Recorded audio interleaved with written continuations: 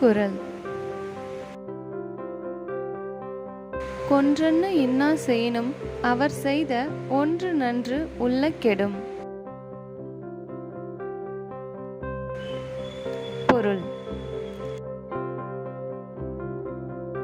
ஒருவர் செய்யும் மிக கொடுமையான தீமை கூட நமது உள்ளத்தை புண்படுத்தாமல் அகன்றுவிட வேண்டுமானால் அந்த ஒருவர் முன்னர் நமக்கு செய்த நன்மையை மட்டும் நினைத்து பார்த்தாலே போதுமானது.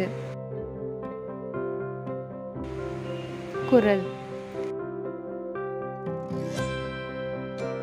கொன்றன்ன இன்னா செய்யினும் அவர் செய்த ஒன்று நன்று உள்ள கெடும்.